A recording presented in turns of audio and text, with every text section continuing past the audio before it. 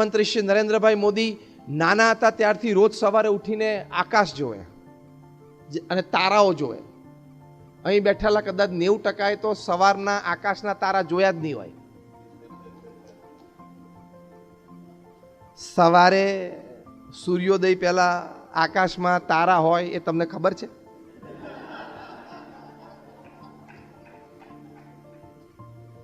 કારણ કે 1:30 વાગ્યા સુધી વોટ્સએપ ને સોશિયલ મીડિયા ચાલ્યું હોય. કારણ કે તમે સેલિબ્રિટી છો, તમારું ઇન્સ્ટાગ્રામ ઉપર 2.5 મિલિયન ફોલોવર્સ છે, તમે ટ્વીટ કરો એ લાખો લોકો વાંચે છે, તમે એવા મોટા સેલિબ્રિટી છો કે તમારે રાત્રે 1:30 વાગ્યા સુધી ઓનલાઈન રહેવું જ પડે. મરી જઈશ.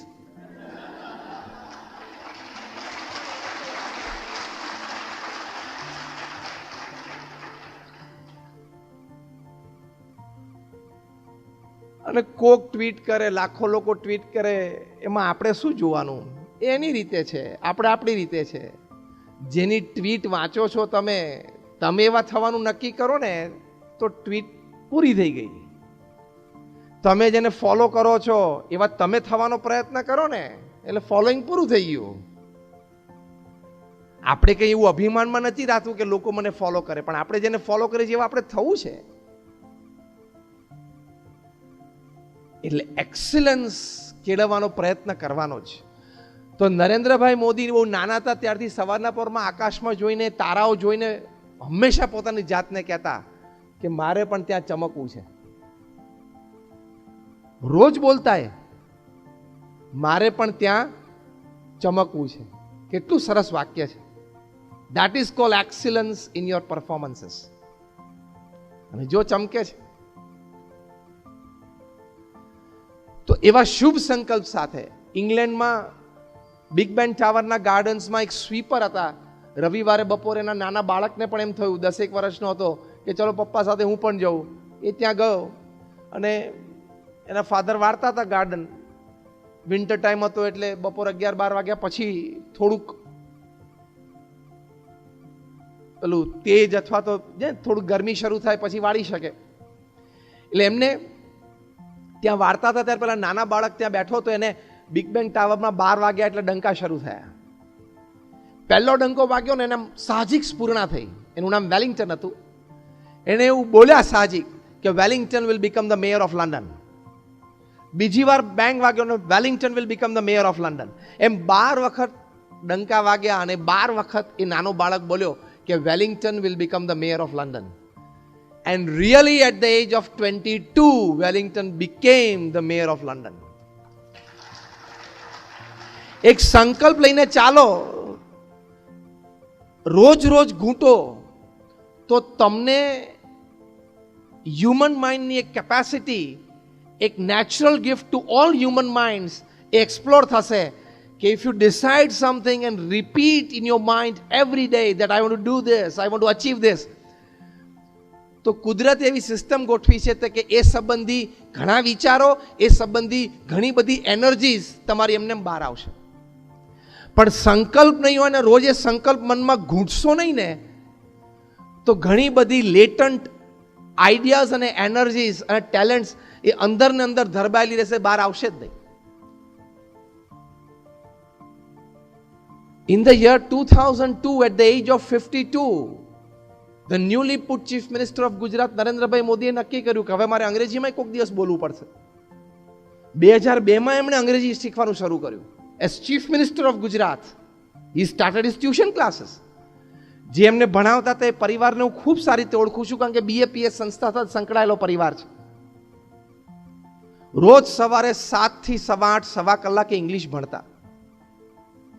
અને આજે આપણે જાણીએ છીએ ઘણું સારું અંગ્રેજી પ્રવચન કરી શકે છે અને ઘણું સારું બોલી શકે છે. 52 વર્ષે એક ભાષા શીખવી અને એ પણ રાજ્યના મુખ્યમંત્રીની જવાબદારી સાથે. તો તું તો 18 વર્ષે નવરો જ છું, તારે ક્યાં બીજું કંઈ કામ છે?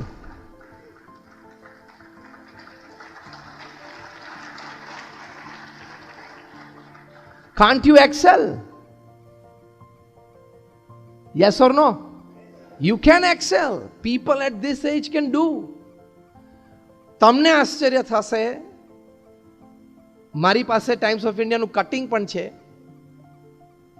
લગભગ 8-10 મહિના પહેલાની ઘટના છે. એક લેડી મિસિસ જેનિફર ત્યાં યુએસમાં, she became a diploma engineer at the age of 93. નાનપણથી એનું એક સ્વપ્ન હતું કે મારે એન્જિનિયર થવું, પણ રૂરલ એરિયામાં ઉછર્યા હશે, બીજી બધી ફાર્મિંગની જવાબદારી હતી, ખેડૂત પરિવારમાં જન્મ થયેલો એટલે, અને જીવનકાળ દરમિયાન પછી બધી સાંસારિક જવાબદારીઓ આવી ઇત્યાદિકમાં એમનું સ્વપ્ન પૂરું ના થયું. પણ એમના મનમાં હતું. શી joined at the age of 90 as an external student. She became diploma engineer at the age of 93. Unfortunately, convocation day ના બીજા જ દિવસે એમનું હાર્ટ એટેકથી મૃત્યુ થયું. પણ એમનું એક સ્વપ્ન 93 વર્ષે પણ પૂરું કર્યું. ત્યારે તું હજી એનાથી અડધાનો અડધો છું ઉંમરમાં. હા, અડધાનો અડધો છું. You can do. એટલે એક્સિલન્સ ઇન એક્ઝામ્સ માટે આ 3 મુદ્દા મેં તમને સમજાવ્યા. પહેલો મુદ્દો એ સમજાવ્યો કે પ્રચંડ પુરુષાર્થ, 10-12 કલાક ભણવામાંથી કોઈ દિવસ નિરાશ ના થતા, આળસતા નહીં, તો તમારું ફ્યુચર ઇઝ વેરી બ્રાઇટ. બીજો મુદ્દો મેં તમને સમજાવ્યો કે અભિગમ હંમેશા રાખજો કે this is a very serious part of my life, અને સારી રીતે ભણજો. અને ત્રીજી વાત આ કરી, સંકલ્પ દ્રઢ રાખજો. એ સંકલ્પ રોજ ગૂંથજો. I want to do it, I can do it, I will do it, રોજ કહેવાનું. થઈ શકે તો આવી રીતે you can have excellence in your academics and excellence in your exams. અને એક્ઝામ્સના પરફોર્મન્સ માટે ખૂબ ઘણી બધી વાતો છે, પણ ટૂંકમાં એક નાની વાત એટલી કરવાની કે success and failure are part of it. તમારે તો સારું સ્કોર કરવું હતું, પણ તમે જે વાંચવામાં અને પ્રિપેરેશનમાં ઓપ્શનમાં છોડ્યું ને એ જ પૂછી ગયું, એટલે પ્રોબ્લેમ. તમે જાતે જજમેન્ટ લઈ લીધું કે આ છેલ્લા 5 વર્ષના પેપરમાં છે ને આ પૂછાણું જ નથી, એટલે હવે નહીં પૂછાય, તો એ જ પૂછાણું 20 માર્કનું 100 માંથી. એટલે એક્ઝામ્સ આર પાર્ટ ઓફ, એટલે failures and successes are part of exams. તો એકાદ એક્ઝામ પેપર અથવા તો એકાદ એક્ઝામ ડલ ગઈ, ઓછી ગઈ, તો હતાશ ના થવું, નિરાશ ના થવું. જીવનના છેલ્લા શ્વાસ સુધી સક્સેસ એન્ડ ફેલિયર્સ કમ ઓલ્ટરનેટિવલી. આખા પ્રવચનમાં તમને બીજી કોઈ વાત યાદ ના રહે તો આ એક વાત યાદ રાખજો કે success and failures will alternatively again come in your life. આવશે જ. લડી લેવાનું, હિંમત રાખવાની, સવાર ઉઠીને ચાલવા માંડવાનું, થશે. With hope, with aspirations, with all the strength and all the resources that you have, keep moving.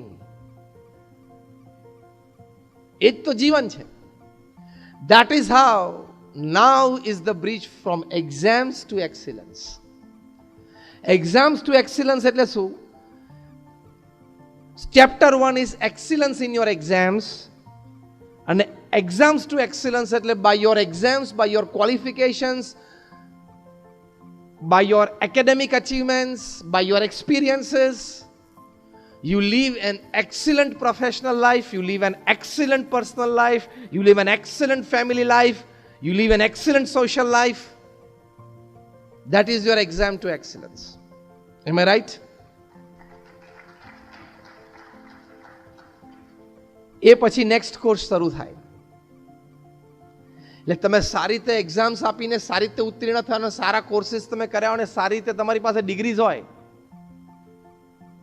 જો આઈઆઈએમ અમદાવાદમાંથી જે લોકો એમબીએ થાય છે, પ્રીમિયર ઇન્સ્ટિટ્યૂટ છે, અત્યારે આઈઆઈએમ એનું rating is ahead of Harvard, ahead of Stanford, Yale, Carnegie Mellon, Kellogg, આ બધા કરતા આગળ છે.